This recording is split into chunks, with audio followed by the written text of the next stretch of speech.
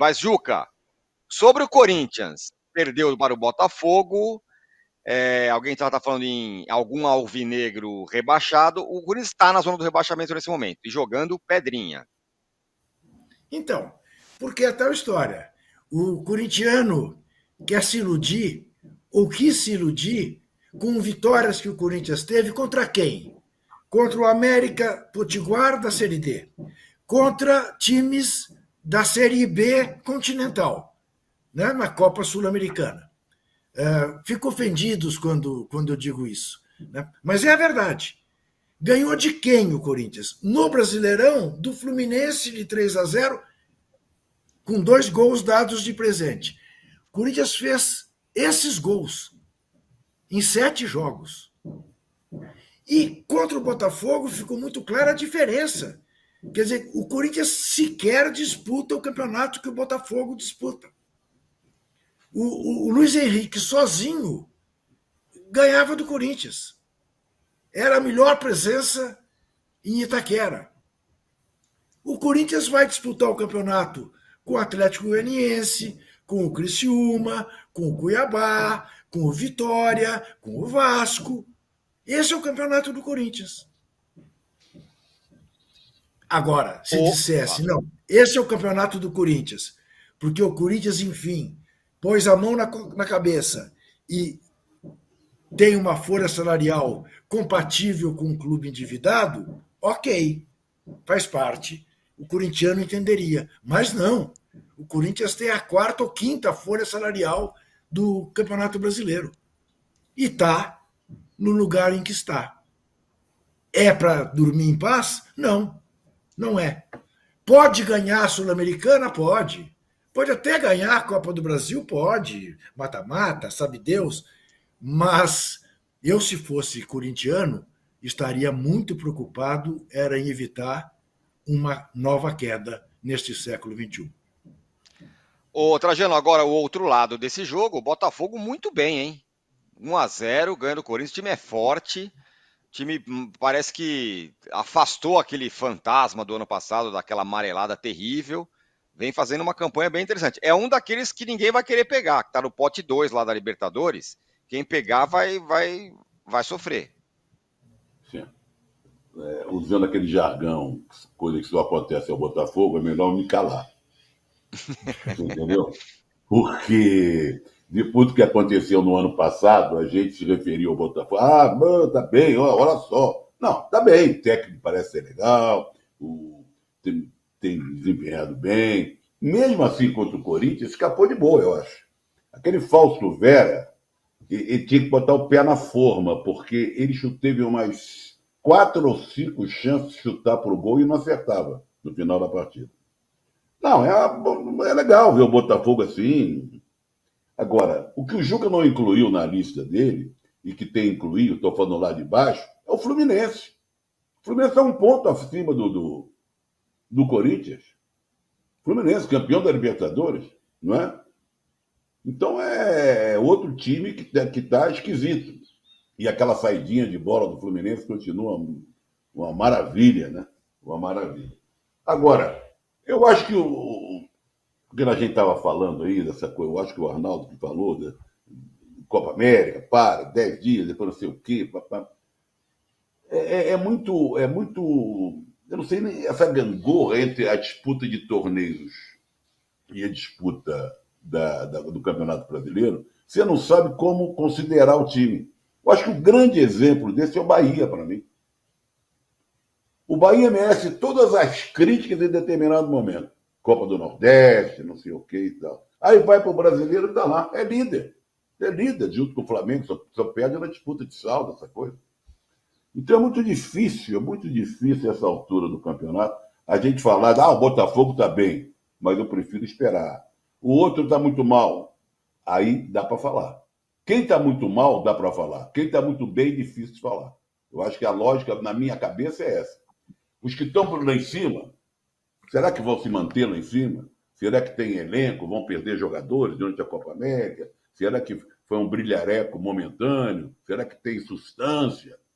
Agora, quem está lá embaixo, se distanciando cada vez mais dos outros, esses aí dá para comentar assim. Pois é, Mauro, é isso que eu queria ouvir de você sobre Botafogo, bom Botafogo e o Fluminense. Tá preocupante, empatou com o Juventude, com saidinha e tudo, na zona do rebaixamento. E o Botafogo faz um bom campeonato até aqui. Como é que tá? Só um minutinho a enquete. Como é que tá a enquete? Vamos lá. Nossa enquete, ó. Vocês não gostaram, mas tá com quase 10 mil votos já, ó. O massacre do Flamengo sobre o Vasco significa que Flamengo entrou no rumo e ninguém segura, 26%. Vasco vai brigar para não cair, 45%. Foi circunstancial, 11%. Não significa nada, tá muito cedo, 18%. Por enquanto, a nossa enquete. Mauro, desculpa interromper, espero que o delay esteja melhorado para falar do Fluminense e do Botafogo.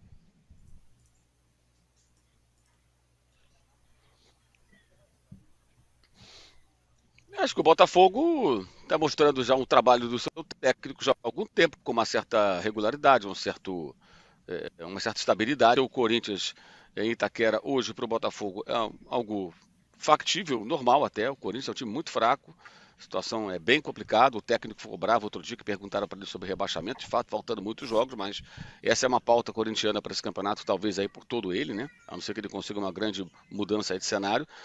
E o Botafogo está brigando de novo para ficar ali entre os mais bem colocados. Tem muito investimento do Botafogo, né, gente? O Luiz Henrique, tá, o jogador da Holding Eagle de 20 milhões de euros a serem pagos aí parceladamente ao Betis. Então, é um time caro, tem jogador caro ali. O Júnior Santos se desenvolveu muito, virou um jogador mais importante, virou protagonista no lugar do Tiquinho, tudo bem, foi uma boa sacada no mercado. Tem investimento ali do Botafogo. E o Fluminense fez um gol num pênalti bizarro, né? Que pênalti foi aquele? Como é que o camarada marca aquilo? Aquilo ali foi uma vergonha, né? Pouco comentado, aliás, né? Quase não se fala. Que pênalti foi aquele? O Arnaldo deve ter adorado. Que é aquela, né? Pelo amor de Deus. E depois essa insistência assim, uma coisa é você sair jogando para construir lá de forma organizada. Outra é trocar passes perigosamente dentro da área, especialmente quando o seu goleiro, e o Fábio é o caso, não é um exímio jogador com os pés. E vira e mexe acontece alguma pichotada. E aconteceu de novo. Então o Fluminense vencia com um gol de um pênalti que não existiu, e depois acontece aquilo. E isso é muito ruim, porque acaba criando uma situação em que toda a ideia de jogo do Fernando Diniz fica comprometida, porque acaba se misturando tudo, né? Como se nada prestasse, como se tivesse que sair do chutão. Não é que tem que sair do chutão, tem que sair organizado, mas tem que ter um mínimo de responsabilidade. Não pode ser inconsequente. Virou um negócio inconsequente, especialmente depois que ganhou o elogio do Guardiola. O Guardiola adorou, ele ganhou de 4-0, gente. E nem colocou todos os jogadores naquela competição lá no Mundial de Clubes. De Bruyne, Haaland, poupou os caras que voltavam de contusão, problemas físicos. Então ele elogiou o Fluminense, claro. Vai elogiar sempre. O Tite também elogiou o técnico do Nova Iguaçu, lembra? Do Carioca. Ganhou o primeiro jogo. Tal, e fez elogio. Quer dizer, com calma, né? Então acho que o Fluminense está num momento muito esquisito, perdendo rumo, mal colocado no campeonato, né? Fazendo partidas ruins, eventualmente sem convencer muito. E o técnico, auxiliar técnico do Diniz, foi reclamar de público, depois daquela pichotada. Realmente, 20 mil pessoas no Maracanã, não dá para jogar no Maracanã.